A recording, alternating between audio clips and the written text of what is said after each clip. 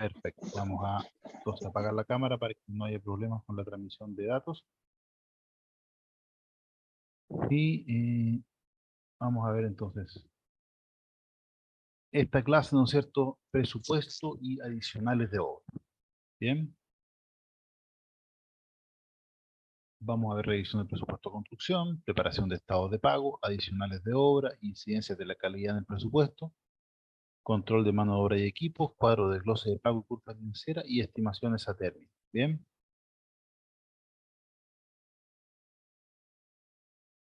Vamos a partir entonces con revisión del presupuesto de construcción.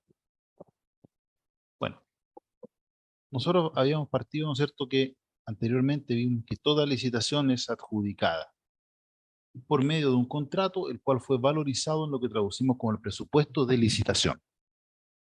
Bien, nosotros nos adjudicamos, ¿no es cierto?, una licitación, de alguna manera ya sea pública o privada, y para adjudicarnos esa licitación lo que hicimos nosotros fue presentar un presupuesto. Bien, ese presupuesto tiene un apellido, se llama presupuesto de licitación. ¿Sí? Esto lo hemos visto, lo hemos ido viendo durante las clases, ¿no es cierto?, la importancia de lo que es el presupuesto de licitación. Vimos que el presupuesto de licitación, ¿no es cierto?, es inamovible y es finalmente la plata que se nos va a pagar a nosotros por hacer el trabajo. ¿Bien? Pero a medida que avanzamos en nuestro proyecto podemos observar variaciones en nuestro presupuesto. Acuérdense que en un contrato de suma alzada el presupuesto va a variar siempre y cuando varíe el proyecto. ¿Ya? Cambios que pueden ser por cambio de materiales, obtención de un mejor precio, encarecimiento de estos, mejoras o disminución en nuestros tiempos de producción. ¿Ya? Por ello es importante llevar un control de dichas variaciones y poder responder los por qué de estas variaciones.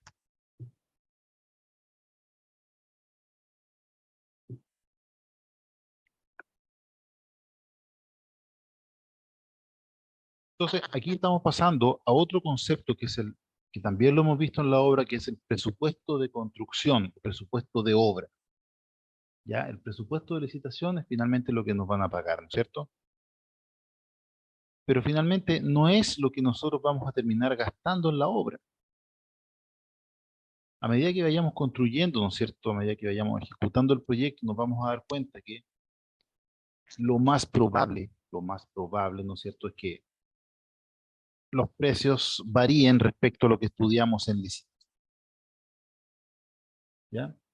¿Por qué pueden variar los precios de la construcción respecto a lo que se estudió en licitación? A ver, ¿alguien me puede dar alguna razón, algunos factores? Pistas están ahí también en la transparencia, pero me gustaría la opinión de ustedes. ¿Por qué creen ustedes, ¿no es cierto?, que el presupuesto de construcción puede ir variando con respecto al de la licitación?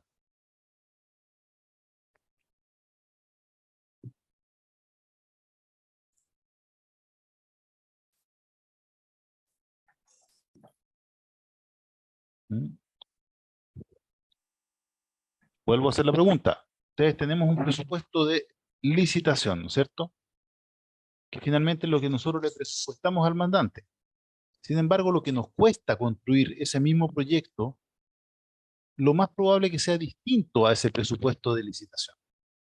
Entonces la pregunta es, ¿por qué finalmente los costos reales, los que nos va a costar a nosotros realmente construir ese proyecto, puede ser distinto de lo que se había licitado? ¿Qué pasa ahí? Puede ser por stock, Porque a veces los materiales, los costos de materiales, Costo de los materiales, ¿no es cierto?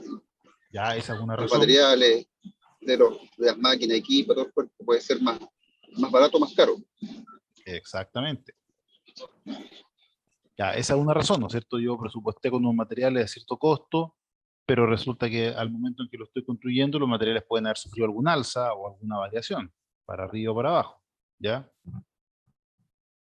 ¿Qué otra razón puede hacer por la cual finalmente el costo me sea distinto a lo que realmente, a lo que cobré en licitación? Por tema de ubicaciones. Tema de ubicaciones, muy bien. Es diferente ubicar una obra cuando hay 2 semanas a ubicarla cuando hay varios meses en ejecución, ¿no es cierto? Uno puede revisar con más calma las cosas y puede encontrar que hay cosas que ubicó 2 veces o que hay supuestos que se están cumpliendo de otra manera, etcétera. ¿Qué otra razón puede haber? Profesor, ¿Sí? eh, puede ser que tal vez en el transcurso de la ejecución del proyecto se le ocurrió cambiar la materialidad de alguna partida y eso cambió el presupuesto. Bien, Yesenia, eso es algo que puede pasar también, ¿no es cierto? Que hayan cambios en el proyecto, pero habíamos visto que Ujú. los cambios en el proyecto ya tienen su propia manera de cobrarse, ¿ya? Un cambio en el proyecto quiere decir que el presupuesto de licitación va a variar también, ¿bien? Va a ser el presupuesto original más los cambios de proyecto que me diga el mandante, ¿ya?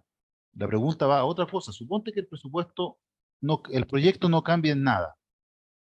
Pero sin embargo, aunque el proyecto no cambie en nada, de todas maneras lo que me va a costar construir ese proyecto, lo más probable es que sea distinto de lo que está en el presupuesto de licitación. Aunque el proyecto no cambie nada, pero ese costo de producir va a ser distinto a lo que hay en licitación, ¿ya? Y la pregunta es por qué el costo de producir ese proyecto que yo estudié es distinto a lo que yo estudié. ¿Quiere decir que los de propuestas se echan se equivocan siempre? ¿Qué pasa ahí? Yo creo que puede Es ser por desde que la, escribió el proyecto hasta que se licitó. A veces pasa un tiempo que cambian los precios. Ya puede pasar un es tiempo, ¿no es por, cierto? Ya. ¿Qué otra razón? es por la variación que existe en el mercado, tanto en la mano de obra, en Variación que existe en el maquinaria, en mercado, ya. materiales. Ahí por eso se modifica o hay diferencia de precio. Perfecto. ¿Los plazos también? Plazo también. Y la verdad es que todos los que están en obra entendemos esta situación, ¿no es cierto? Nosotros siempre, siempre, siempre vamos a tratar de buscar alguna gestión para que los costos sean menores de lo que está indicado en licitación, ¿cierto? Eh, Siempre en obra vamos a tratar de poner, ¿no es cierto?, nuestro expertise constructivo, nuestra manera constructiva para buscar maneras de construir que sean más rápidas o materiales que sean más económicos o, o técnicas que sean, que nos permitan ahorrar costos. Y es un poco por eso en el fondo que la construcción es, bueno, a mí por lo general es lo que me gusta de la construcción, poder poner todos los recursos justamente para buscar ahorros en la ejecución de proyectos, ya, y que finalmente la ejecución sea mejor de lo que se estudió en licitación. Entonces, ¿por qué pueden pasar? Tal como lo mencionaron ustedes, cambios en los precios de los materiales, ¿ya? Puede que los precios suban o bajen, lamentablemente por lo general con el tiempo los precios tienden a subir, sobre todo en periodo inflacionario o con problemas de logística, pero puede ser que algunos bajen también, ¿ya? Que tengan algunas bajas o puede ser que los consiga a un precio más barato o que consiga un proveedor, ¿no es cierto?, cuyo precio es más barato desde licitación, obtención de un mejor precio, ¿no es cierto? También puede pasar que conseguí menores tiempos de ejecución. Ya el programa de obra original, ¿no es cierto?, consideraba, partía de un supuesto erróneo, por ejemplo, y nos dimos cuenta en terreno que no era así, que podíamos comenzar dos frentes, por ejemplo, al mismo tiempo, con lo cual podría obtener ahorros, ¿no es cierto?, en gastos generales, que son los ahorros relacionados con los plazos. O como dicen también por ahí, errores en las ubicaciones, ¿ya? Todos esos factores hacen que finalmente lo que paga, el costo que va a pagar uno por contratista por construir ese proyecto sea distinto a lo indicado en el costo directo de la licitación. Bien, entonces tenemos estas dos realidades que existen sí o sí: presupuesto de licitación y presupuesto de construcción o presupuesto de obra. ¿Ya? Nótense aquí, y aquí voy a aprovechar el comentario de Yesenia, ¿no es cierto?, que hasta el momento el proyecto se ha mantenido tal cual. ¿Ya? Posteriormente vamos a ver lo que señaló Yesenia, qué pasa si el proyecto me lo cambian. Pero hasta el momento, ¿no es cierto?, estamos hablando que el proyecto se mantiene tal cual, es exactamente el mismo proyecto, ¿ya? Pero lo cual no quita, ¿no es cierto?, que el proyecto de construcción sea distinto al proyecto, o sea, el presupuesto de construcción sea distinto al presupuesto de licitación.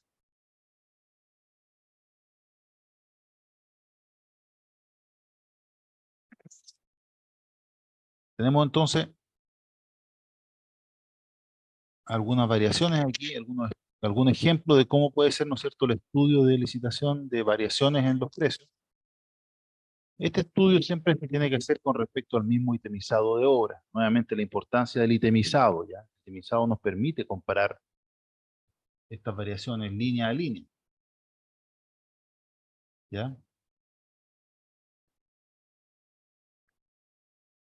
¿Habían visto comparaciones de este tipo? ¿Les había tocado verlas en algunas obras o lo habían hecho ustedes en algunos proyectos? No, por mi parte no. ¿No? Yo por mi parte sí. Entienden que es necesario, ¿no es cierto? Es fundamental dentro de lo que es el control de una obra.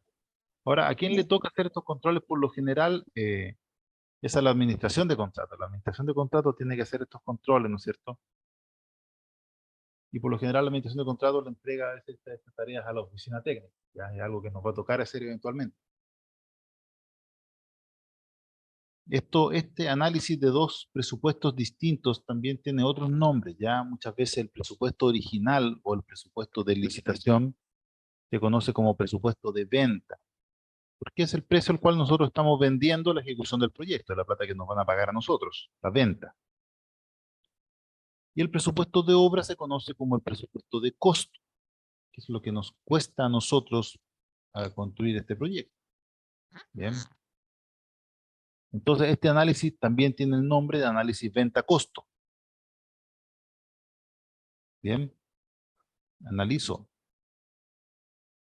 cada una de las partidas, ¿no es cierto? ¿Cuánta plata voy a tener por vender cada una de las partidas y cuánto me está costando ejecutar cada una de las partidas? Este análisis es bien interesante porque nos permite ir separando aquellas partidas, por ejemplo, que son buen negocio para nosotros, que tienen una buena venta, ¿no es cierto? Que las presupuestamos muy bien en licitación y que el costo, por ejemplo, de ejecutarlas es bajo. O sea, lo cual es genial, ¿no es cierto? Tiene un venta-costo muy bueno, una buena venta y un bajo costo. Así como también hay algunas partidas, ¿no es cierto?, que son un cachito para nosotros, que lamentablemente nos caímos en el precio de licitación, tiene una mala venta, ¿no es cierto?, y un alto costo. Ya veamos, por ejemplo, esta partida. Mm,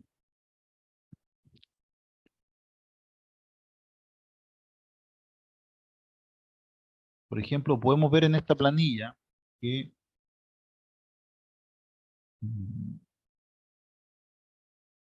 hay algunas partidas que todavía no se están ejecutando, pero por ejemplo, el demolición y limpieza de terreno, 74 millones de licitación, 81 millones aquí, no está haciendo buen negocio, ¿cierto?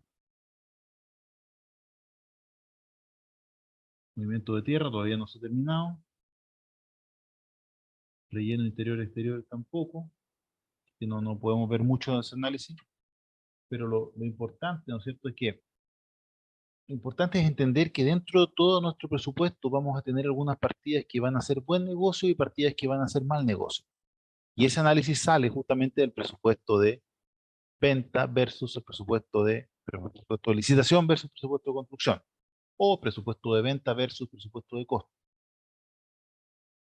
Repito, de ese análisis de presupuesto venta-costo van a salir algunas partidas que tienen muy buena venta y bajo costo, lo cual va a ser un negocio genial para nosotros, y partidas que tienen al contrario mala venta, baja venta y muy alto costo, que son terribles para nosotros, ¿no es cierto? ¿Está claro ese tema? Que en un presupuesto van a haber partidas buenas y partidas malas, partidas que son buen negocio y Sí, partidas que son mal negocio. está claro. Es sumamente importante que como oficina técnica tengamos identificadas, ¿no es cierto?, aquellas partidas que son buen negocio y aquellas partidas que son mal negocio, ¿ya? Y que por lo tanto, y es bueno tener identificada principalmente porque tengan ustedes la seguridad que nuestra contraparte, el mandante, también las tiene identificadas. Ya todo este ejercicio que hacemos nosotros en la construcción, ¿no es cierto?, con nuestra oficina técnica, el mandante también tiene sus propias oficinas técnicas. Y por lo tanto también puede revisar algunas partidas que son incidentes, ¿no es cierto?, y ver si son buenos o malos negocios. Supónganse, por ejemplo, que el mandante se da cuenta, no sé, por ponerle que el pavimento de baldosa o Sí, el pavimento de baldosa es muy mal negocio para nosotros. O sea, a él le sale muy barato colocar baldosa. ¿Ya? Lo más probable es que nos empiece a hacer cambios de proyectos, ¿no es cierto?, orientados a cambiar ciertos pavimentos por baldosa. Que el precio que tiene él por metro cuadrado de baldosa es muy bueno. Entonces le conviene. Por otro lado, nosotros, ¿no es cierto?, póngase que tenemos, no sé, un muy buen precio de cerámica. Vamos a tratar de decirle al mandante que le ponga cerámica a todo, pues. Entonces, esa es una muy buena razón, ¿no es cierto?, para identificar cuáles son los buenos negocios y los malos negocios dentro de nuestro presupuesto. Ya, primero porque el mandante lo va a saber, entonces es importante que nosotros estemos alerta. Y segundo, porque nos permite a nosotros también proponer cambios que vayan justamente por hacer más de aquellas partidas que son buenas y menos de aquellas partidas que son malas. Evidentemente. ¿Ya?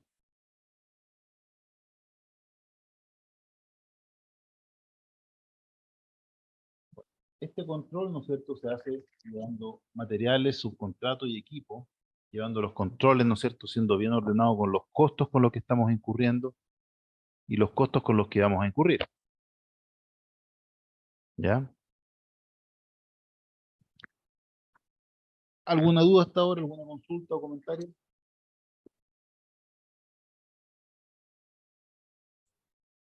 No, profe, por mi parte no. Ok, muchas gracias. Seguiremos adelante entonces.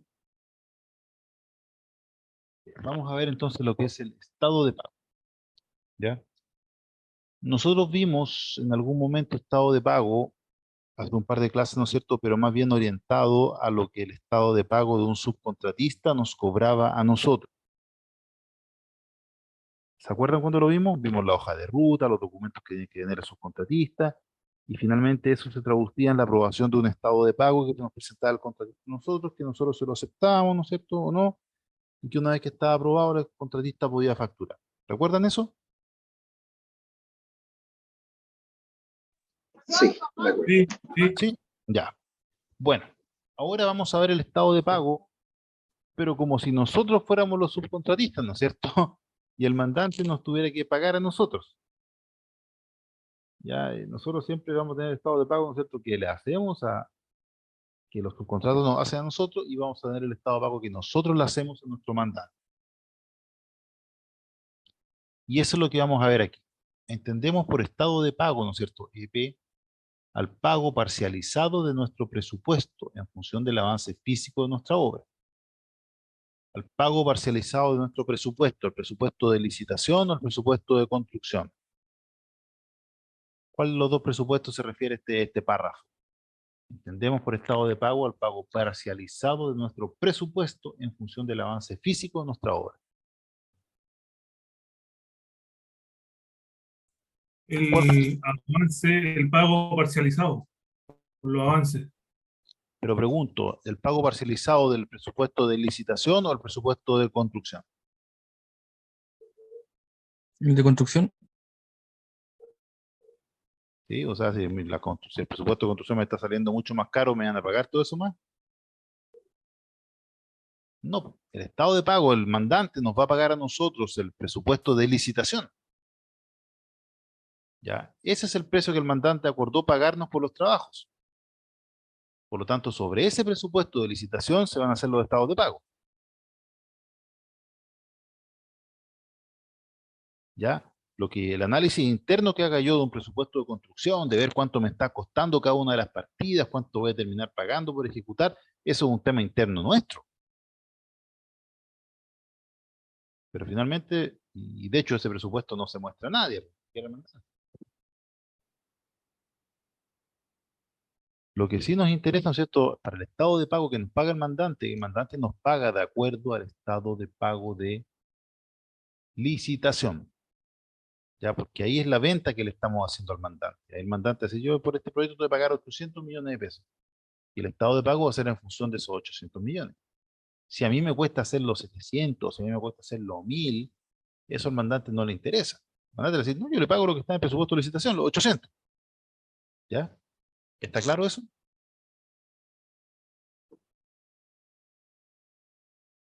Sí, sí, Sí, sí. está claro. Sí, está claro. Claro. El estado de pago se mide como porcentaje del total de costo de obra pactado. ¿Ya?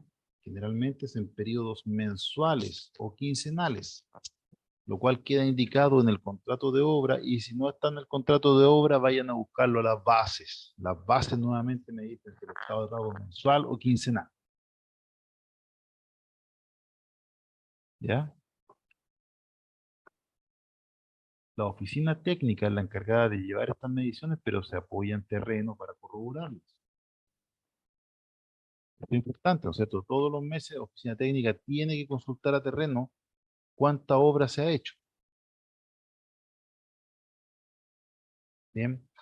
Ahora, este es un proceso que es complejo y largo de ejecutar. Ya no caigan ustedes en el error de pensar que un estado de pago lo preparan el mismo día de la presentación, un par de horas antes. No.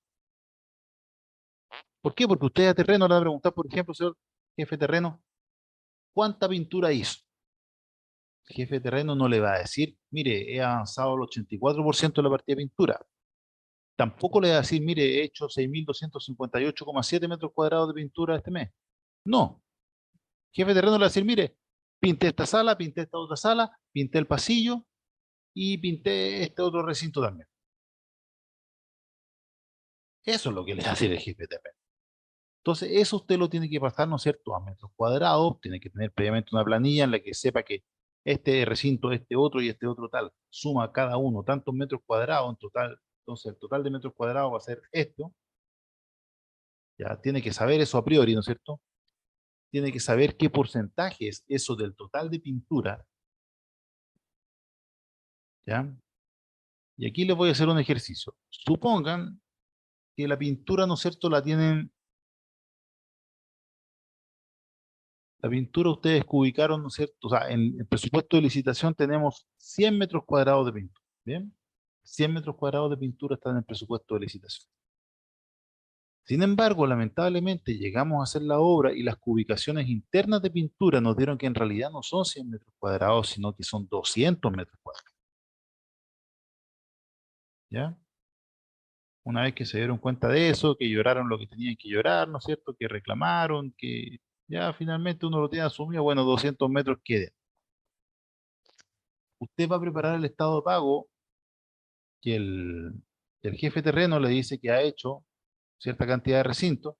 Usted saca la cuenta y se da cuenta que esos recintos que ha hecho el jefe de terreno, acumulado para pagar, son 50 metros cuadrados. ¿Bien? Entonces, el presupuesto de licitación me habla de 100 metros cuadrados de pintura.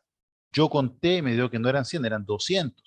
Y el jefe de terreno va y me da los resultados de lo que ha pintado y yo llego a la conclusión de que pintó 50 metros cuadrados. La pregunta es, ¿cuál es el porcentaje que se tiene que dar para ese estado de pago? 25%. ¿25%? ¿Por qué 25%?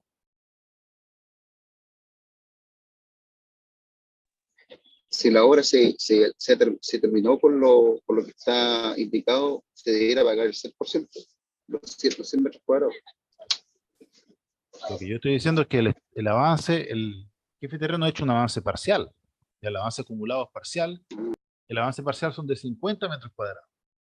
La pregunta es qué porcentaje de esta pintura la cobro en el estado de pago. El 50%. El 50%. ¿El 50 o el 25? 50, porque en la carátula dice 100 y nosotros llevamos como avance físico por 50 metros cuadrados. Ojo, ¿y dónde queda esta parte que estamos leyendo aquí? ¿Se mide como porcentaje del total de costo de obra? En total yo tengo que hacer 200. ¿Ya? Y he hecho 50. Por lo tanto, el porcentaje de obra que yo llevo avanzado son 25%. 25%. Sí, tiene razón. ¿Ya? Es 50 lo que he hecho, pero sobre 200, que es el total real de obra. ¿Bien? Entonces, eso es importante tenerlo claro. Es un porcentaje respecto al total de obra real ejecutado. O sea, respecto al total de obra que hay que ejecutar.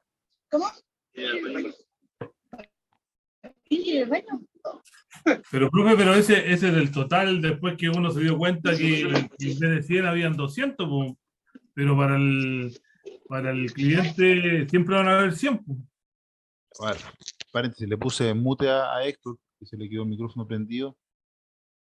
Pero uno siempre tiene que ver, por eso es importante en el estado de pago, para no confundirse, trabajar con porcentajes. Estamos hablando de una suma alzada, ¿ya? Por lo tanto, en la pintura, el 100% de pintura, si bien es cierto que yo estoy cobrando 100 metros cuadrados, el total son 200.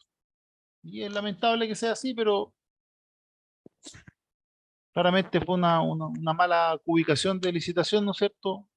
Es que ubicaron 100 y a mí me dieron 200. Por eso es importante que el estado de pago sea por el porcentaje de avance. Si yo he hecho 50 de un total de 200, el proyecto es el mismo. Ya los recintos son los mismos, la pintura es la misma, pero hay un error en el conteo. Bien, entonces, si yo he hecho 50 de un total de 200, ¿qué voy a tener que hacer? He hecho el 25%. ¿Ya?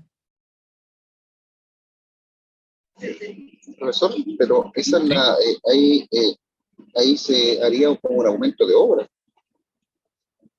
No. Porque Eso si la carátula dice que si yo 100, y yo después tengo 200.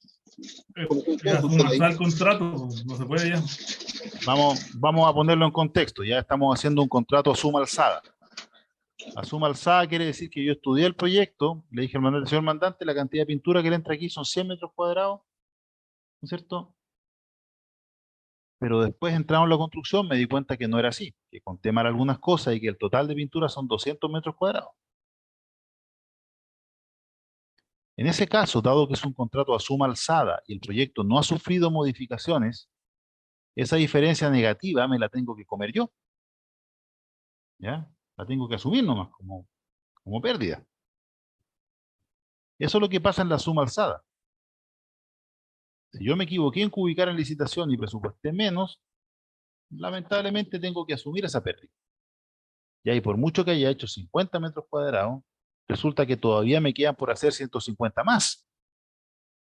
O sea, llevo un 25% de la obra. ¿Ya? Por eso es importante entender que el estado de pago se mide como porcentaje.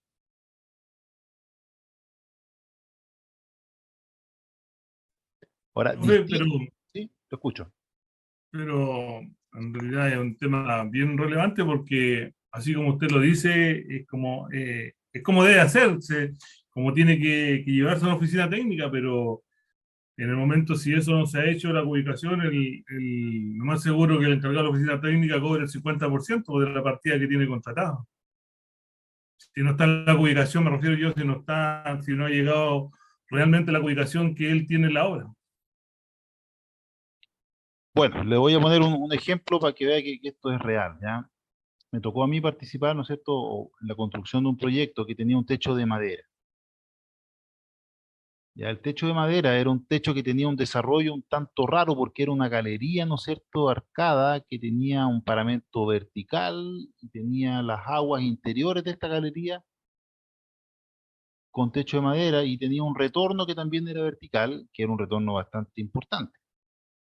Bien, un techo de madera que era bastante caro por lo general. La ubicación que recibí yo como oficina técnica de un contrato, vuelvo a repetir, a suma alzada. La ubicación que recibí yo de oficina técnica de la propuesta, el supuesto de licitación, decía que habían 66 metros cuadrados de techo de madera. ¿Ya? La cantidad que conté yo. ¿Ya? Y la verdad que si uno leía la planta, ¿no es cierto?, y veía ancho por largo, le daban 66. Pero no tenían considerado todos los retornos verticales que no estaban en la planta, que no se podían ver de la planta. ¿Ya? Esos retornos verticales se veían en el escantillón, en elevaciones, en corte, en planos que era necesario revisarlos con más cuidado, que lamentablemente en licitación no lo hicieron, solamente consideraron estos 66 metros. En resumen, lo que cubiqué yo eran como 250 metros. Una cantidad bastante mayor. Se me vino, Sol, se me vino claramente el alma al piso. Empecé a averiguar qué había pasado, llamé al departamento de licitación, de estudio propuesto, oye, ¿cómo estudiaron esto? No, no, si ancho por largo. Oye, pero no se dieron cuenta que había retorno. Ah, no, no nos dimos cuenta. Ah, chuta. Hubo que empezar a buscar la explicación, ¿no es cierto? Y una vez tenía la explicación, lamentablemente, lo único que cabía por hacer era asumir ese sobrecosto, o sea, perdón, esa sobrecantidad. Bien, el mandante nos iba a pagar 66 metros cuadrados, pese a que había que hacer 250. ¿Ya? Por lo tanto, cada vez que se avanzaba esa partida, era respecto, no sé, el jefe me decía, hemos hecho 60 metros cuadrados. Yo decía, bueno, 60 de 250, o sea, menos de un 25%.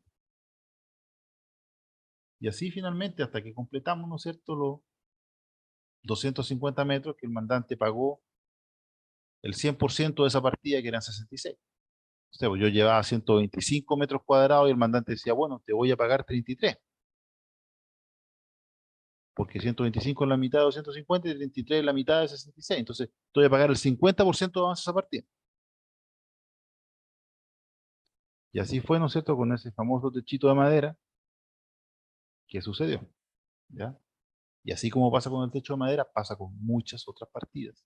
¿Ya? Muchas otras partidas, en las que el de estudio de propuesta se equivoca o considera mal algún supuesto y finalmente nos quedamos con que las obras tienen más o menos. ¿Ya?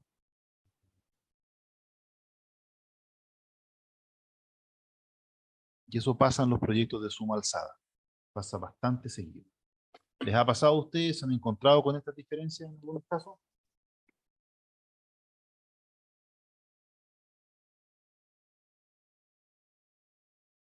Sí, profe. A mí justamente me está pasando con tabiquerías. Yo publiqué tabiques y me está dando la, el, el presupuesto de licitación, me está dando más bajo las ubicaciones.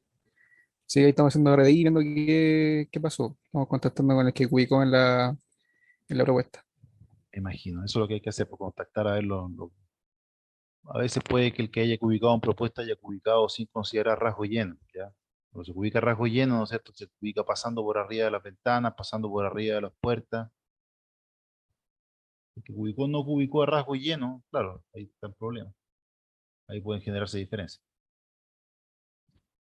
Pero bueno, volvamos al tema. Gracias por el aporte, Nicolás, que en suma alzada suele pasar esto mucho más seguido de lo que se imaginan.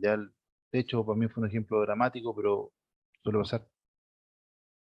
Pero también suele pasar, y esto es importante tenerlo claro, suele pasar al revés también, y suele pasar a favor nuestro, ¿bien?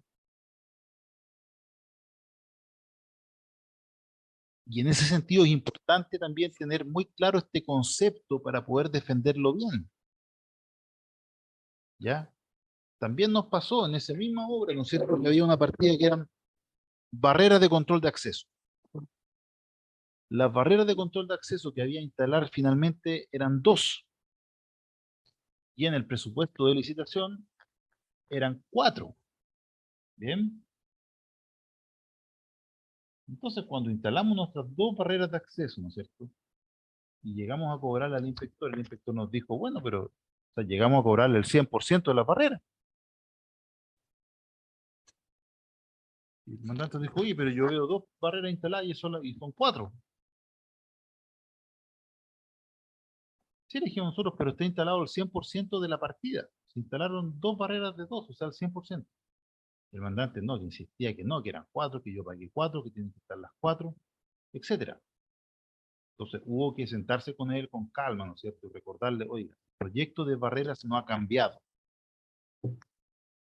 ¿Y por qué por qué me dijiste que eran cuatro?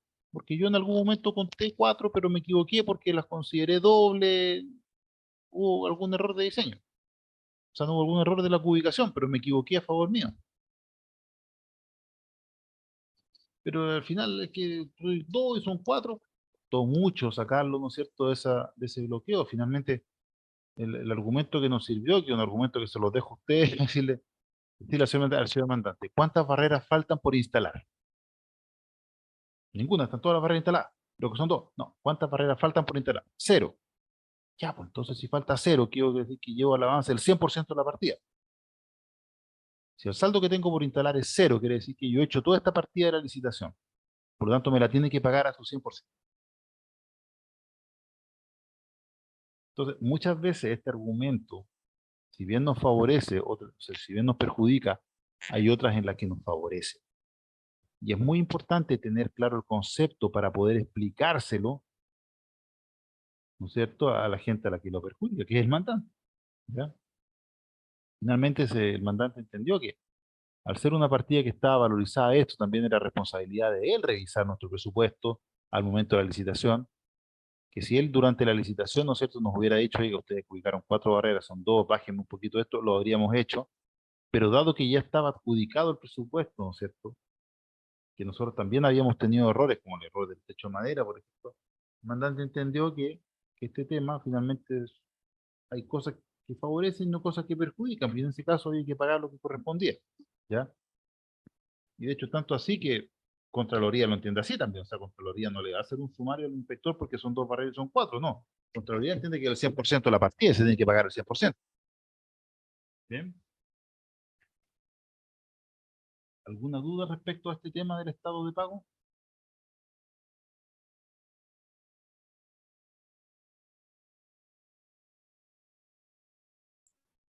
¿No? Ya. No, Entonces, vuelvo a repetir, es importante hacerlo con tiempo, ¿ya? Terreno nos da recintos que hacen.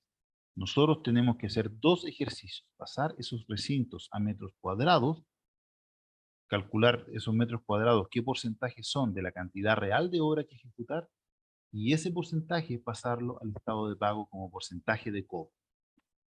Ya, por eso dice ahí, se mide como porcentaje del total del costo de la obra pactado. ¿Ya? La oficina técnica es la encargada de llevar las mediciones, pero se apoya en terreno, eso lo vimos también. Ya, y aquí un ojo que hay aquí al final, ¿no es cierto? ¿Qué pasa con los materiales aprovisionados en la obra? ¿Ya? ¿Qué tal si el gerente, el dueño de la empresa dice, sabes que me gasté 100 millones en comprar todas las baldosas de la obra, quiero que se vean reflejadas en el siguiente estado de pago, que me las paguen todas las baldosas? ¿Se puede o no se puede? Si las baldosas no están instaladas, están en bodega. si las bases o el contrato no lo dicen, no, pues no se podrían cobrar. Exactamente. A no ser que la base diga explícitamente, ¿cierto? Se pagará la partida baldosa, se pagará al 100% una vez que esté el material Puesto en obra. puesto en obra, ¿no es cierto? La realidad es que si no está, ¿no es cierto?, en la construcción instalado ya, no se considera como avance de obra para el estado de pago. Ya puesto que los avances se miden no solo instalados, sino también terminados. Es más, hay algunas partidas que no se pagan hasta que están funcionando.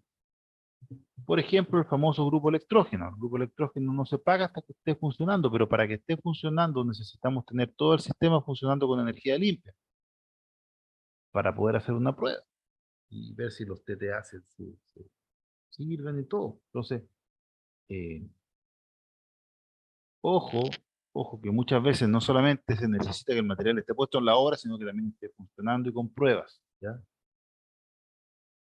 Entonces, es importante entender eso, ¿ya? Y entender también que las partidas se van a pagar una vez que estén instaladas. ¿Bien? Y eso es algo que hay que ser justo y a veces como oficina técnica nos puede poner en problemas porque a veces, por ejemplo, no damos ciertos avances en el estado de pago. El mismo tema de las baldosas, el mismo tema del grupo generador, ¿ya?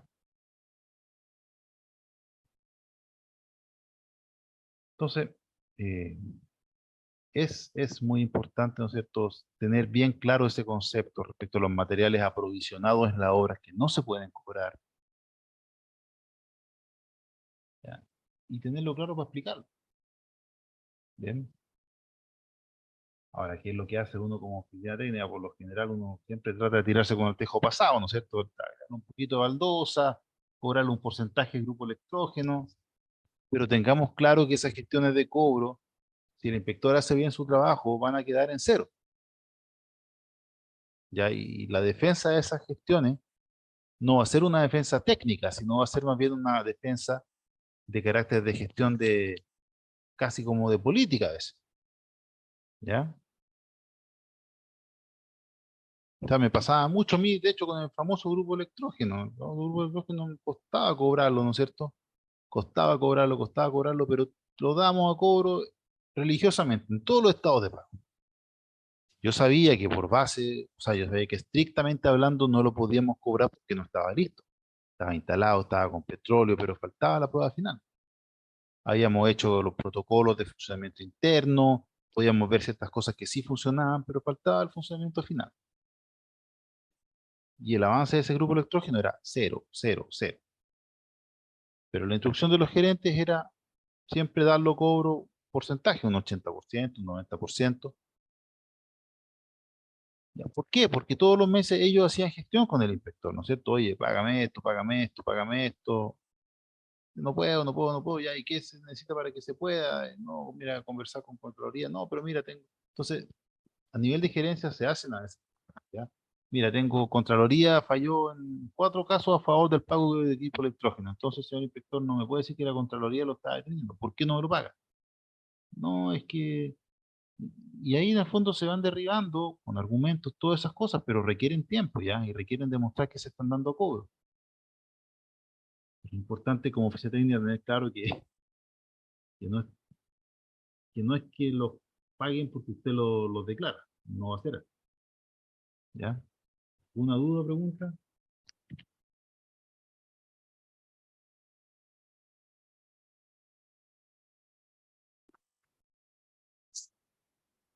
No. Bueno, No, no, no, no. oh, bueno, aquí tenemos un estado de pago, ¿no es cierto? Las- los detalles del estado de pago, ¿ya? Son bastante parecidos, ¿bien? Siempre está el itemizado del contrato. Ya el contrato tiene que tener un itemizado respecto al cual se contrató. Y ese itemizado es el que tiene que verse reflejado acá en el detalle del estado de pago, en la presentación del estado. ¿Ya? Vuelvo a repetir, este itemizado, ¿no es cierto?, es el que nos da los avances. En este caso es un contrato de enferradura, ¿no es cierto?, en que le estamos cobrando por fabricación y por instalación, por separado. Lo cual es muy práctico porque nos permite, ¿no es cierto?, tener materiales de enferradura prearmados y poder que nos paguen alguna plata por eso. ¿Ya? Es siempre bueno. Por eso es inteligente, ¿no es cierto?, cuando se definió este estado de pago, haber presentado como cobro aparte la fabricación y la instalación. Y ese también es un tip para ustedes también, si tienen algún subcontrato, o sea, si ustedes son subcontrato y quieren presentar precios, traten de dividir los precios en varias etapas, de tal manera que quede estipulado la manera como ustedes lo van a estar cobrando. Ya en este caso pasó y quedó en el contrato y quedó en el estado de pago. No digo que siempre funcione, si toca una oficina técnica que sepa este tema, les va a decir, oye, no, yo te pago una vez que esté todo listo. Bueno, si les toca una oficina técnica, yo de hecho lo he hecho, o sea, me ha tocado partidas que me las quieren separar y yo les digo, no, tu precio original era una sola unidad, no me lo presentaste con separaciones. Y bueno, ahí el subcontratista ha tenido finalmente que entenderse con el administrador de contrato, que es el dueño de la billetera, entonces él verá ahí si le paga o no un porcentaje parcial. Pero si está declarado en el contrato como está en este ejemplo, es mucho mejor. ¿Ya?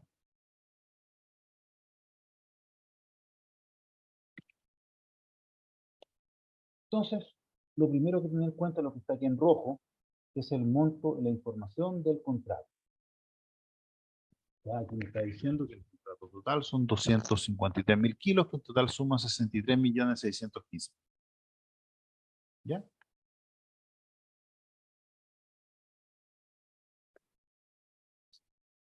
Para los avances a la fecha, yo a cada una de las partidas del contrato le voy dando avance. ¿Bien?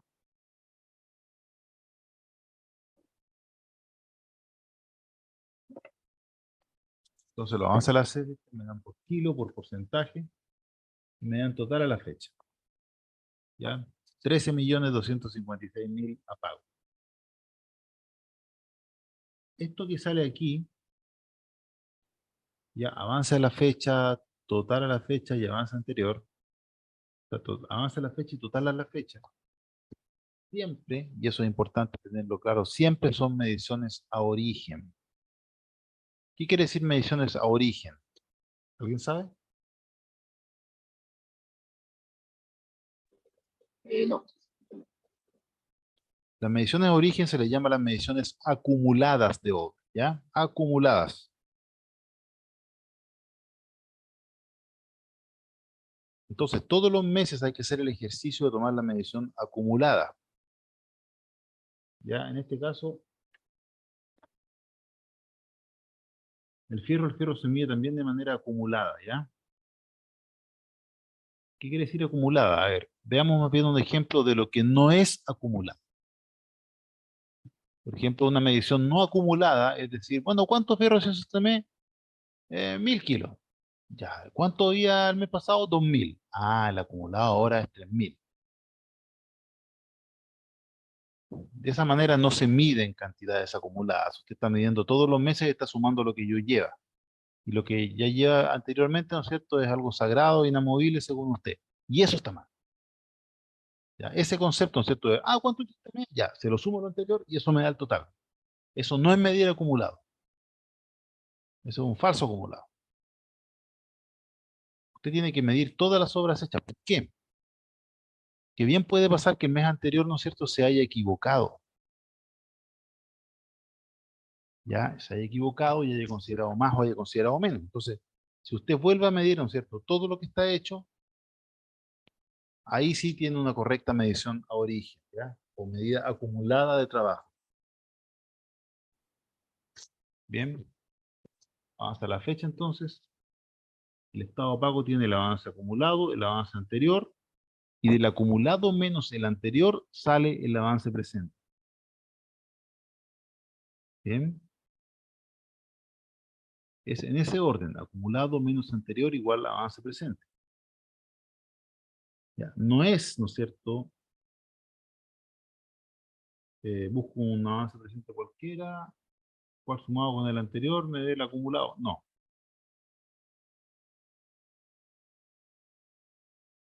Entonces, esas son las partes de un estado de pago. Primero en rojo la información de contrato, avance acumulado, avance anterior y avance presente, estado de pago. Siempre van a estar esas tres en azul, ¿ya? ¿Alguna pregunta respecto al detalle de preparación de estado de pago?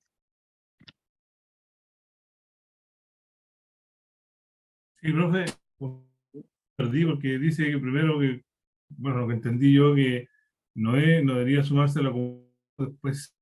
Te escucho Porque entrecortado, todo Marco. lo que le decía, perdón, el acumulado y el no acumulado, pero supuestamente todas las partidas a la columna de la fecha son acumulados, ¿no? Correcto, el avance de la fecha, todo acumulado. ¿Ya? Pero la medición esa es la que tiene que hacer uno. Hay dos maneras de llegar a ese avance a la fecha. La primera manera es medir lo que se hizo en el mes y sumarlo del mes pasado, y ahí se llega al avance a la fecha. Y la otra manera es ir a la obra, tomar todo el avance y anotar ese avance a la fecha como un número. Ah, ¿Ya? Esa manera es la que hay que hacer. Ir a la obra, medir todo lo que se ha hecho y ese avance anotarlo como un número. ¿Ya? ¿De qué manera no se debería hacer? Contar lo que se hizo este mes nomás, sumarlo a lo que se hizo el mes anterior, asumir lo que se hizo el mes anterior como una verdad revelada, ¿no es cierto? Y eso me va a dar el total. No, eso no es lo que se hace, o no es lo que se debiera hacer. ¿Ya? tomado de terreno. Exactamente, tomado de terreno. Por eso es importante el aporte de terreno. Mm, Ya, digamos entonces, podemos ver, ¿no es cierto?, que el estado de pago, el avance acumulado son 13.256.000. El avance acumulado anterior eran 9.664.000, por lo tanto lo que hay que hacer es pagar ahora la diferencia, que son 3.591.000. ¿Ven? Sí, Veamos. profe, de fierro ahí hay un tema ¿cómo se llama? Porque sale metro cuadrado ahí, pero eso A un ver. poco, pero ahí donde dice Eh, avance a la fecha, dice metro, sí, está mal. Está mal. ese kilo, debería ser kilo, porque es de fierro, ¿cierto? Eso debería ser kilo. En particular. Sí, debería ser kilo. Ya, Está ok, bien, gracias ok. por la observación. ¿Ya?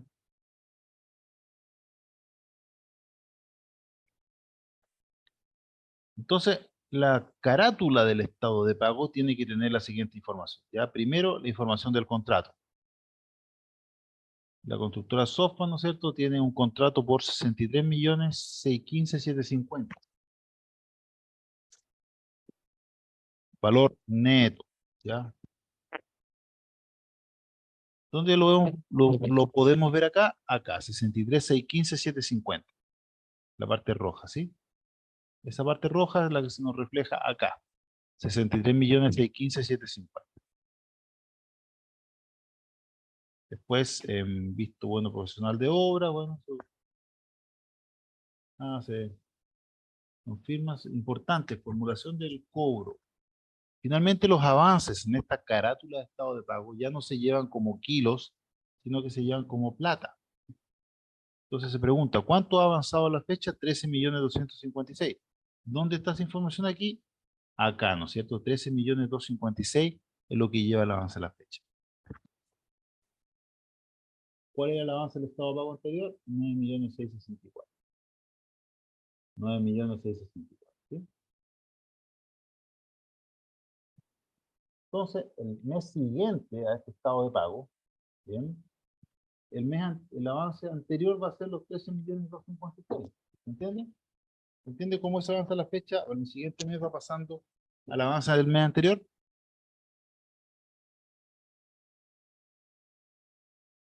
Y como estamos, Sí, sí, lo entiendo. ya.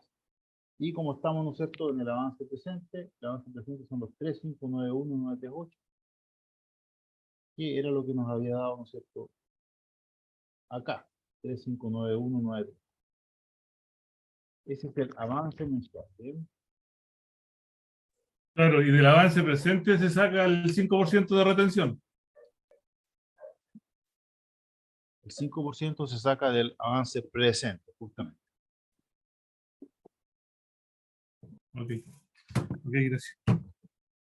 Porque esto es lo que tiene que facturar finalmente, los 3.412, 3.41. Ese es el total neto a facturar. Fíjense que las retenciones no están facturadas, ¿ah? Hay algunas empresas en las que descuentan retenciones después de facturar, pero en este caso no. Entonces, 3.412, 3.41, el IVA al 19%, y quedan 4.060.880.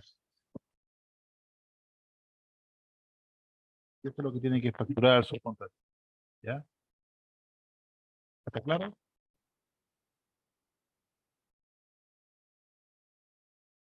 Sí, está claro, profe. Son 2.900.000 que se le quedó pegado, ¿ah? Esto es lo que tiene que facturar con los 4.060. Sí. Muy bien. Vamos a ver, ¿no es cierto?, lo que en algún momento qué pasa cuando los proyectos cambian, ¿ya? Anteriormente mencionamos que debemos controlar el presupuesto de obra en cuanto a las variaciones que puedan sufrir los tiempos de... Todavía no, nos falta unas tres presentaciones vamos de variaciones de obra. Vamos a ver ahora las variaciones en el estado de pago. Bien. El estado de pago, ¿no es cierto?, más bien el presupuesto de licitación, tiene un flujo financiero, ¿no es cierto? Quiere decir que mes a mes yo puedo ir viendo cuánto espero cobrar. Esa información se puede graficar, ¿no es cierto? Presentar de forma gráfica en algo que se llama la curva. ¿La curva? ¿Lo espero? Ese. La curva S, ¿no es cierto? Pero a veces, sin embargo, no puedo o no estoy en condiciones de cobrar todas las partidas del estado pago según el flujo financiero. ¿Ya? Entonces se genera un estado de pago estimado y un estado de pago real. Bien.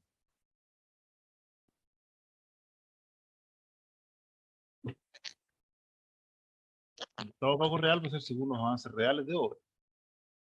¿Ya? Entonces va a ser importante llevar esas diferencias. ¿Cuánto debería de haber cobrado este mes y cuánto finalmente pude cobrar este mes? Tanto en avances mensuales como en avances acumulados.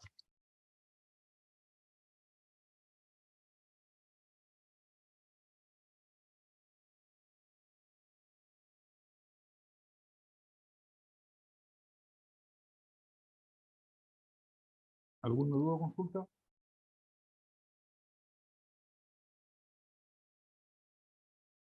Bueno, vamos ahora con las variaciones de obra.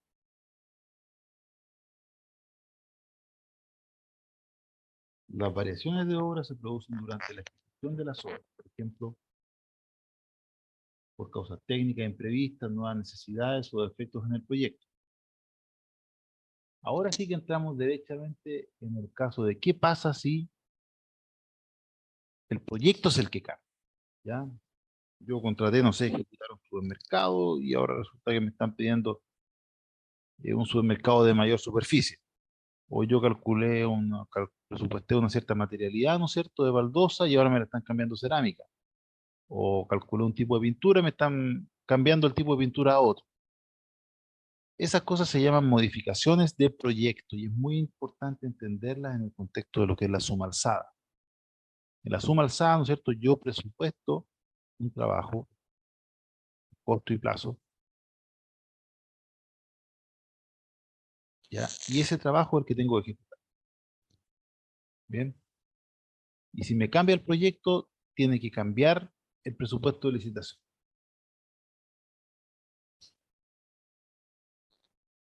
Entonces, las variaciones de obra van a ir dadas por las variaciones de proyecto. Cada variación de proyecto tiene una variación de obra y esta variación puede ser un aumento o disminución de obra, que es ejecutar una mayor o menor cantidad de obra de cualquier partida que estuviese en el presupuesto de licitación. ¿Ya? ¿Está claro lo que es un aumento o una disminución de obra? ¿Cuál es la característica distintiva de un aumento o una disminución de obra? Sí. ¿Cuál es la característica distintiva? Pregunto.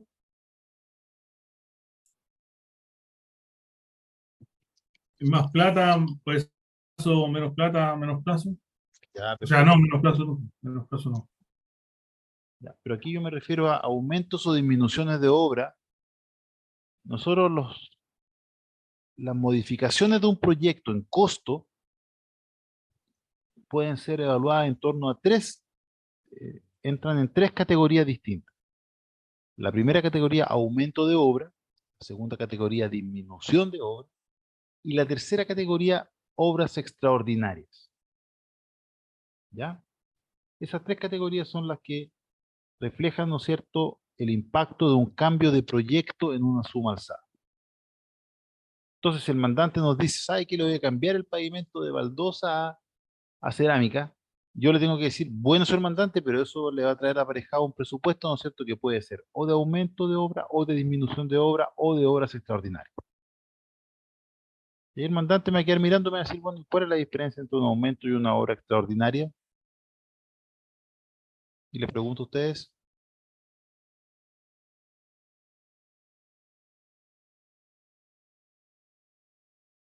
¿cuál es la diferencia entre un aumento de obra y una obra extraordinaria? Profesor, ¿me escucha? La extraordinaria puede ser distinta a la de distinta a la de la licitación. Exactamente, esa es la diferencia. Un aumento o una disminución de obra se refieren siempre a partidas que ya están en la licitación. Bien, acuérdense que nosotros justamente era por esto que hacemos un análisis de la relación entre el presupuesto de licitación y el presupuesto de construcción para diferentes partidas, para ver que hay partidas, ¿no es cierto?, que nos conviene ejecutar y partidas que no nos conviene. Entonces, lo entretenido de esto es que los aumentos y disminuciones son en base a esas partidas, nada más. Y que si me están aumentando una partida, yo también puedo ver si es un buen o mal negocio, si me conviene o no. Entonces, por ejemplo, supongo que yo tengo un muy mal negocio en la partida de pavimentación. Y el mandante quiere hacer más pavimentación. Voy a tener que ver con el mandante que lo haga alguien más, porque yo no estoy en condiciones de tomar ese trabajo a esos precios. Eso es un aumento de obra. Yo aumento la cantidad de un precio que ya está. ¿Bien? ¿Está claro?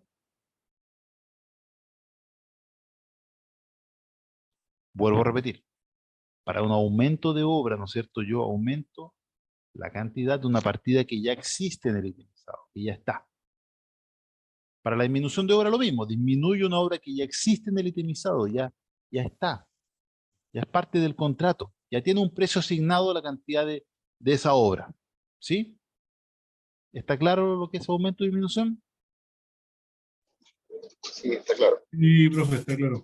¿Alguien me puede explicar entonces lo que es una obra extraordinaria? La obra Es extraordinaria es la que no tiene precio.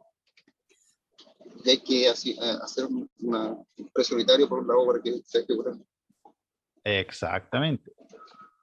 Las obras extraordinarias son aquellas obras, ¿no es cierto?, que no forman parte del presupuesto de licitación.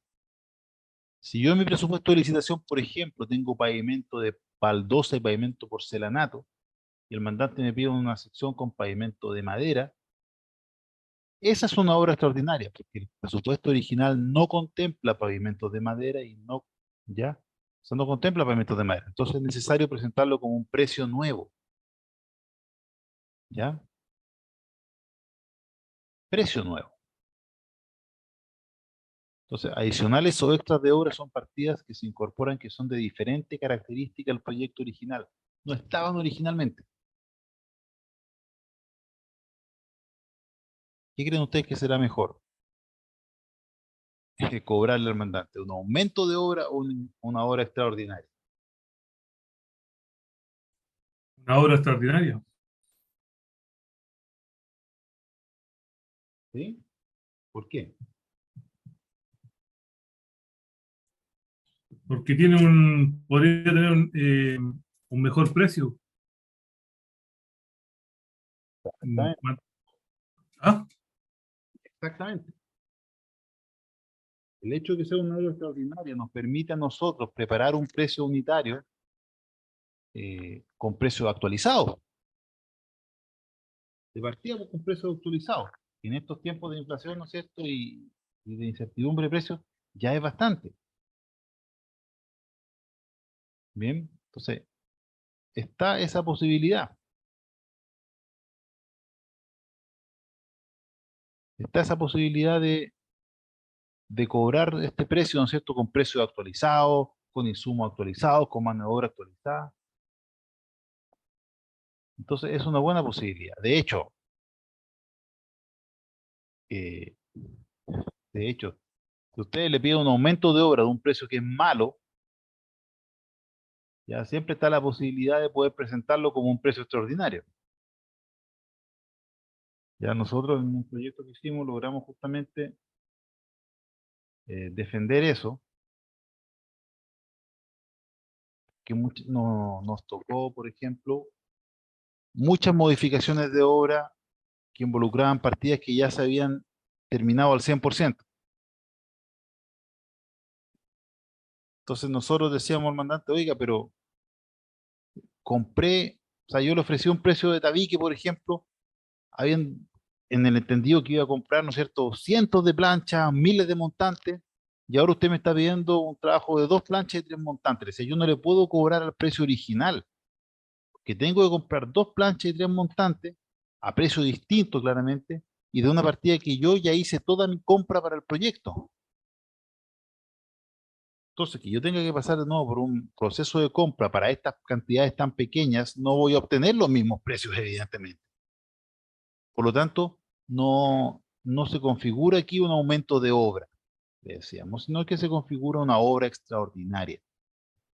Ya esto es una partida que es extemporánea, le decíamos que se está ejecutando a posteriori, que ya se ha ejecutado al 100% la partida, por lo tanto, tengo que cobrársela como obra extraordinaria. ¿Entiende el concepto?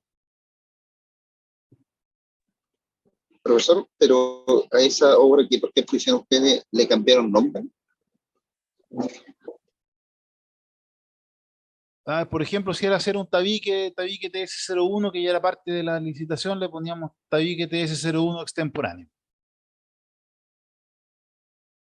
Ya se entendía entonces que era un tabique que se había mandado a hacer una vez que todos los tabiques estaban terminados en la obra. Por lo tanto, ya no era pedirle al tabiquero que hiciera un tabique más, sino que era traer un tabiquero solamente para hacer ese tabique. Y que por lo tanto los precios eran distintos. Ok. ¿Ya? No, finalmente nos sirvió, finalmente el mandante nos aguantó para algunas obras, no para todas, pero logramos establecer el tema que si la partida estaba totalmente ejecutada ya y pedía más de eso, los precios tenían que cambiar. Pero si la partida hubiese Pero- tenido un porcentaje de avance, también se hubiese tenido que negociar, ¿o no? En lo Y lo que pasado pasa es que como, las como partidas extraordinario. las partidas las negociamos por materiales y mano de obra. Si el material estaba todo comprado, ¿no es cierto? Ahí podíamos que el extemporáneo se aplicara a los materiales que había que comprar de nuevo. Si la obra aún estaba en ejecución, solamente podía negociar por compra de materiales. Si está ejecutada la mano de obra al 100% y ya se habían ido los trabajadores de ese subcontrato, podíamos negociar, ¿no es cierto?, mano de obra extemporánea y materiales temporáneos. Ah, ya, claro. Variaciones. Exactamente, ahí le decíamos al mandante, oiga, la gente de Tabique se fue hace 3 meses. Yo necesito traer un carpintero exclusivamente para que venga a hacer este tabique. O sea, no me pida que le pague lo mismo, ¿cierto?, que le pague un viejo que estuvo todo el mes haciendo tabique. Por ahí logramos un poco negociar algunos precios extraordinarios, como extraordinarios, ¿ya? Entonces, eh, es importante tener esa capacidad, ¿no es cierto?, de darse cuenta de si los precios son buenos o si los precios son malos, para ver la posibilidad, ¿no es cierto?, de forzar o tratar de cobrarlo como extraordinario. Ya muchas veces va por el criterio y por entender justamente cuál es el esquema de costos de la obra. Y para eso oficina técnica es importante. Nuevamente, la información que manejamos como oficina técnica que nos permite saber ahí si se cobra como aumento, disminución o extraordinario. ¿Ya? ¿Está clara la diferencia entre aumento o disminución de obra y una obra extraordinaria? Sí, ahora Sí, está sí, más claro. por mi O- parte sí. Ojo que también pueden haber disminuciones, ¿ya? Y el mandante en algún momento les va a pedir que hagan disminuciones de obra. Bien. Eh, ¿Qué es lo que se hace en esos casos? Si ustedes ya tienen comprados los materiales, es difícil, ¿no es cierto?, que el mandante les pida hacer una disminución de obra. Si ustedes tienen compradas, por ejemplo, las 100 ventanas del proyecto y el mandante le dice, oiga, hay 2 ventanas que no me las instale. Entonces uno tiene todo el derecho, ¿no es cierto?, a mencionar al mandante, oiga, señor mandante, yo tengo compradas las 100 ventanas ya.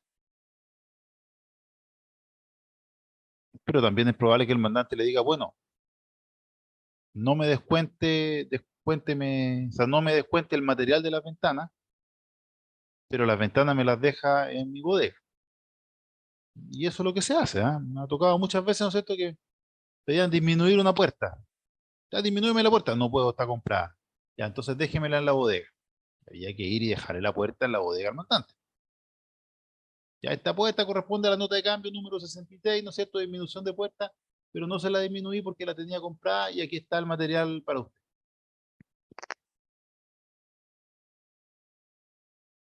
Evidentemente el mandante no se la llevaba a la casa, sino esperaba que hubiera otra nota de cambio en la que hubiera una puerta y yo le cobraba la puerta nueva y me decía, no, no, ocupa esta otra. Bueno, ya. Cuando también le da la posibilidad. ¿Mm?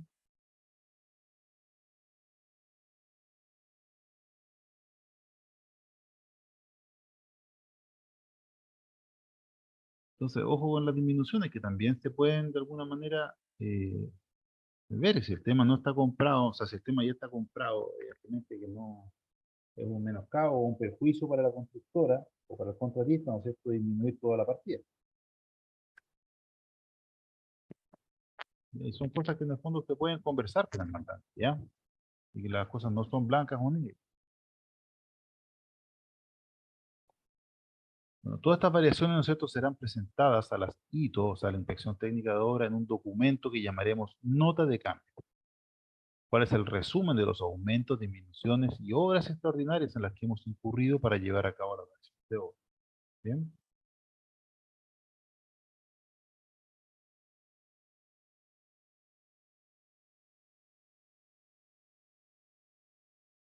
Vamos a dejar el estudio de la nota de cambio ya para la próxima clase, ya porque es bastante detallado. Me gustaría compartir algo de esta clase, ejemplo adicional. Aquí tenemos un ejemplo adicional que voy a compartir.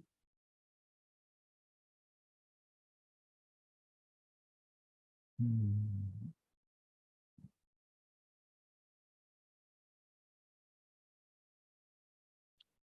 ¿Se ve el Excel que estoy compartiendo?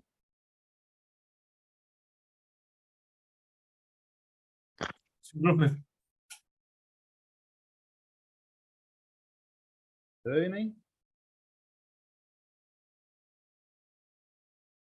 Sí. Ya. Esta nota de cambio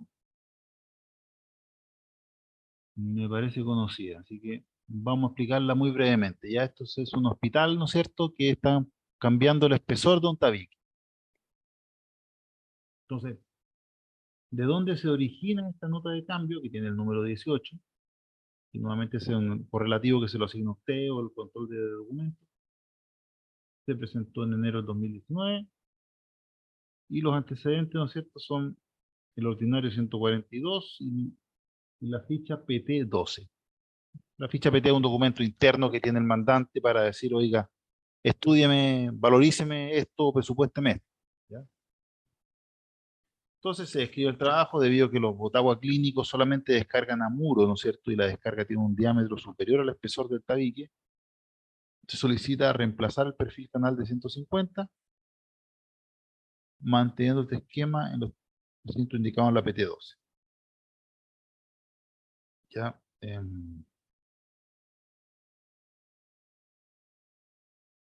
A ver, aquí no está, bueno, a ver, déjenme revisar. Sí, efectivamente. Aquí se pedía reemplazar el tabique, era un tabique que tenía un espesor interior, la canal que se llama, que le da el espesor del espacio libre que queda dentro del tabique, tenía de 90 milímetros, ¿ya? 9 centímetros de espacio libre adentro del tabique. Y están pidiendo cambiar un tabique que tenga adentro espacio libre 15 centímetros para que pueda caber una descarga a muro que tienen estos botaguas. Botagua es un equipamiento clínico. Entonces lo que están pidiendo es hacer un tabique más ancho, básicamente, ¿ya? Hacer un tabique más ancho significa, en el caso de este proyecto, significaba no solamente ensanchar el tabique, sino también aumentar un zócalo de hormigón que tenía el tabique. Todos los tabiques en este proyecto tenían un zocalito de hormigón que se hacía. Sobre la losa le hacían un zocalito, un rectangulito de hormigón, y sobre ese rectángulo colocaban los montantes del tabique y empezaban a estructurar. Entonces, lo que se dice en la observación es que existen tabiques en el edificio C que ya se encuentran con los zócalos ejecutados, lo que implicará un trabajo adicional de preparar tratamiento de junta, rehacer la impermeabilización que llega a esa zona. O sea, esto también implica el estudio de todo lo que es todo lo que implica este cambio. O sea, no es solamente hacer un tabique más ancho, sino que también es hacer el zócalo que está abajo más ancho, lo que implica, ¿no es cierto?, rehacer toda la impermeabilización que ya estaba hecha en esos recintos. Ya la impermeabilización, acuérdense que yo aplico un producto cementiticio o asfáltico, ¿no es cierto? Y eso retorna por el zócalo. Entonces el zócalo hay que rehacerlo, tengo que rehacer esa impermeabilización. Nuevamente, es importante tener claro todas las implicancias de estos trabajos. Muchas veces ni siquiera el mismo mandante valora o considera todo lo que implica hacer este trabajo. Que por el mandante era re fácil decir, no, se háganlo más ancho está ahí. No, señor, hay que rehacer el zócalo. Entonces ahí vamos viendo, en este caso no tenemos aumento de obra. Bien. Sí hay disminuciones de obra. Bien, si ustedes se fijan bien, hay una disminución que es la partida 346 del itemizado, que es un tabique estándar, que el mandante ahí me dijo, oiga, no, ese tabique no lo haga usted, hágame un tabique más grueso. Ya, perfecto. Entonces, ese tabique normal que había que hacer, no lo voy a hacer. 239 metros cuadrados de ese tabique no lo voy a hacer. ¿Ya? Y finalmente quiere decir que hay que hacer una disminución del contrato de 5 millones. ¿Ya? Lo cual tiene sentido porque para la fecha de presentación de esto, que fue enero de 2019, todavía no se habían contratado los tabiques. Ya en este sentido fue una modificación que llegó con la debida anticipación, por lo tanto pudimos disminuir todos los tabiques. Lo que sí le sumamos, fíjense, disminuimos 139, pero aumentamos 139 también, 86 más 52. Y dijimos, bueno, aquí van a haber tabiques que los vamos a hacer de cero, ¿no es cierto? Y hay tabiques que vamos a tener que demoler el zócalo y rehacerlo. Bien, ese tabique que hay que hacerlo de cero, ¿no es cierto? Es un tabique nuevo, porque no había ningún otro tabique que tuviera un montante de 150 milímetros. Entonces, es un precio nuevo, es una obra extraordinaria, y ahí está. Fíjense que por hacer ese tabique le estamos cobrando, en vez de los 42, 54, o sea, buen negocio.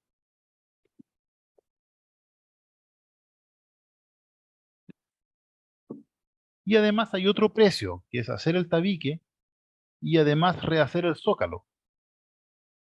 Ese otro precio tiene un precio de 57.000 pesos. Entonces, llegando a todo esto, disminuye 8 millones en costo neto, aumenta 11 millones en costo neto, quiere decir que tenemos una total de aumento menos disminución. Me hago otra manera, con el IVA incluido, porque este proyecto solicitaba valorizar con el IVA, de 3.959.000. ¿Bien? Y lo otro muy importante, aumento de plazo. Todas los adicionales se valorizan en costo y en plazo. Para este en particular, ¿no es cierto? Tenemos el problema de, o sea, nos dio un aumento de plazo de 4 días. Ya, juntamente con esta nota de cambio, de hecho, se presentó con dos anexos. Uno, el análisis de precio unitario, en que justificábamos estos precios, y el otro documento es la carta Gantt impactada con 4 días. ¿Ya? ¿Alguna consulta respecto a esto?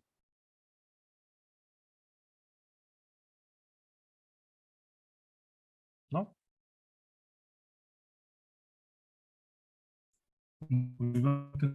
Muy bien.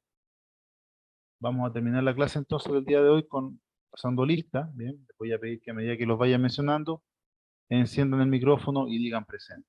Bien. Voy a compartir entonces.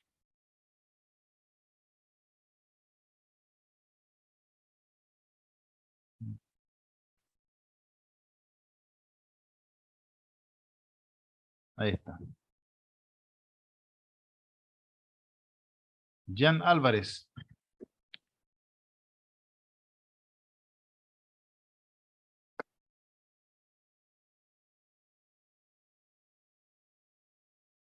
Jan Álvarez, por favor, si puede encender el micrófono y decir presente.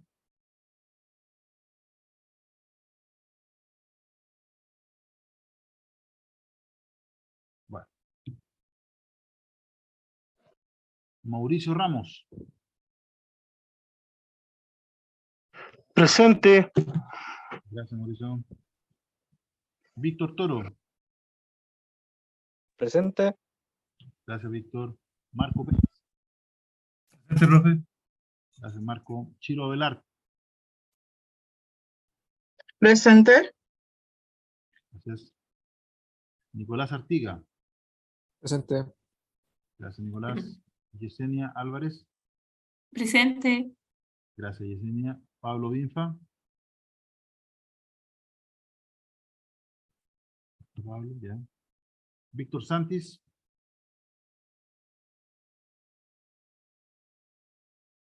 Víctor Santis, ¿no? Miguel Muñoz. Presente. Gracias, Miguel. Héctor Yanquileo. Gracias, Héctor. Ahí lo dije, prendió el micrófono. Sebastián Barraza.